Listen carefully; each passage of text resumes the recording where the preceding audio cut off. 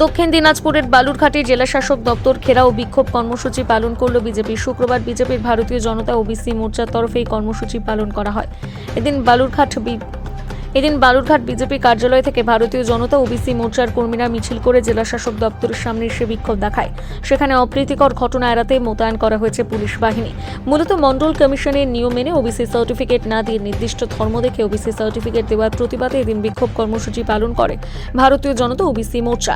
এই ঘেরাও ও বিক্ষোভ কর্মসূচিতে উপস্থিত ছিলেন ভারতীয় জনতা ওবিসি মোর্চার রাজ্য সভাপতি শুভেন্দু সরকার, বিজেপি দক্ষিণ দিনাজপুর জেলা সভাপতি স্বরূপ চৌধুরী, জেলার সাধারণ সম্পাদক বাপি সরকার, জেলার ওবিসি মোর্চার সভাপতি অভিষেক বসাক, তপন বিধানসভার বিধায়ক বুধ রায় টুডু সহ একাধিক নেতৃত্ব।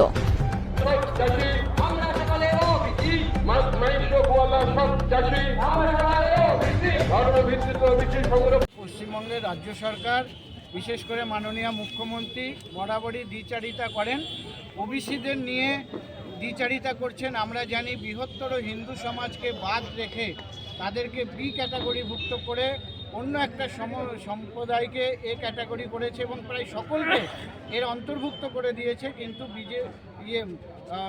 হিন্দু সম্প্রদায়ের মধ্যে বহু বর্ণের যারা আছেন, যাদের সত্যি ওবিসিতে আসার দরকার আছে, তাদেরকে নেওয়ার দাবিতে এবং ওবিসিদের আরও স্বার্থ রক্ষার জন্য আমাদের পুরো রাজ্য জুড়ে এই রকম আমরা ডিএম সাহেবের কাছে ডেপুটেশন এবং সেখানে অবস্থান কর্মসূচি গ্রহণ করেছি।